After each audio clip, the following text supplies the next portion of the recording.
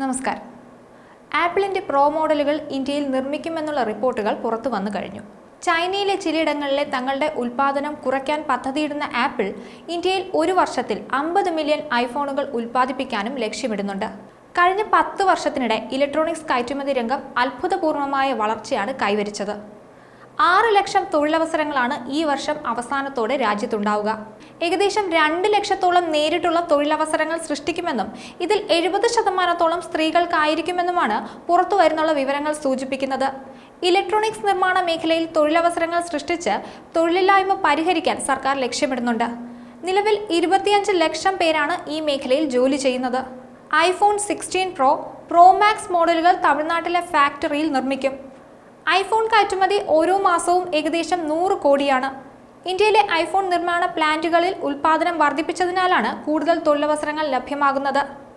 ഉത്സവകാലത്ത് വിൽപ്പനയിലുണ്ടാകുന്ന വർധനവ് കണക്കിലെടുത്ത് അടുത്തു തന്നെ ഐഫോൺ ഫാക്ടറികളിലേക്ക് 10,000-ലധികം ആളുകളെ നേരിട്ട് റിക്രൂട്ട് ചെയ്യാൻ ഒരുങ്ങുകയാണ് ആപ്പിൾ. ഈ സമയത്തേക്ക് പ്രവർത്തനക്ഷമമാകുന്ന രീതിയിൽ രാജ്യത്ത് പുതിയ ഐഫോൺ അസംബ്ലി പ്ലാന്റുകൾ ടാറ്റ ഗ്രൂപ്പ് നിർമ്മിക്കും. തമിഴ്നാട്ടിലെ ഹൊസൂരിയിലാണ് പുതിയ പ്ലാന്റ് നിർമ്മിക്കുന്നത്. ഇവിടെ വനിതകളടക്കം 50,000 പേർക്ക് ജോലി നൽകാനാകുമെന്നാണ് പ്രതീക്ഷിക്കപ്പെടുന്നത്. രാജ്യത്തു നിന്നുള്ള കയറ്റുമതിയിൽ ഇലക്ട്രോണിക്സ് മേഖല 3-ാം സ്ഥാനത്തേക്ക് ഉയർന്നിരുന്നു.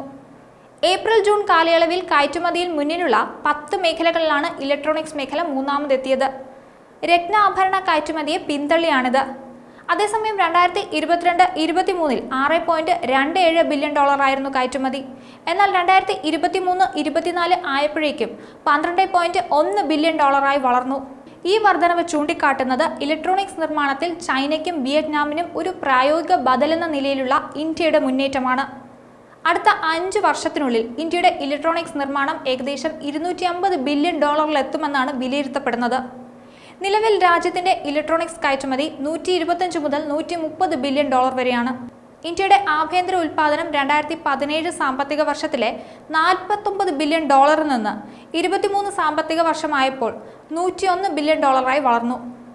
മൊബൈൽ ഫോൺ ഉൽപ്പാദനം 2014-15 18,900 കോടി രൂപയിൽ നിന്ന് 2024 ആയപ്പോഴേക്കും 4.10 ലക്ഷം കോടിയായി വർദ്ധിച്ചു. ഇത് 200% വർധനമാണ് രേഖപ്പെടുത്തിയത്. ഇന്ത്യയുടെ ഇലക്ട്രോണിക്സ് കയറ്റുമതി ഏറെ പ്രതീക്ഷ നൽകുന്നതാണ്. വർദ്ധിച്ച കയറ്റുമതി കൂടുതൽ തൊഴിലവസരങ്ങൾ സൃഷ്ടിക്കുന്നത് മുതൽ സമ്പദ് വ്യവസ്ഥ വികസിപ്പിക്കുന്നത് വരെയുള്ള ഇന്ത്യയുടെ യാത്രയിൽ ഇലക്ട്രോണിക്സ് മേഖലയുടെ പ്രാധാന്യം എടുത്തു കാണിക്കുന്നു. ആഗോള സാമ്പത്തിക രംഗത്ത് ഇന്ത്യയുടെ സ്ഥാനം ഉറപ്പിക്കുന്നതിനുള്ള സുപ്രധാന ചുവടുവയ്പ്പാണിത്. ഇന്ത്യയുടെ ഇലക്ട്രോണിക്സ് കയറ്റുമതി വളർച്ചയുടെ പാതയിലാണ്. ശരിയായ തന്ത്രങ്ങളും തുടർച്ചയായ പിന്തുണയും ഉണ്ടെങ്കിൽ ഇലക്ട്രോണിക്സ് കയറ്റുമതിയിൽ ആഗോളതലത്തിൽ രാജ്യത്തിന് അതിന്റെ സ്ഥാനം ഉറപ്പിക്കാൻ കഴിയും. ഇന്ത്യക്ക് ഇനിയും കൂടുതൽ മുന്നേറാൻ സാധിക്കട്ടെ. ന്യൂസ് ഡെസ്ക് ഈനാട് മലയാളം.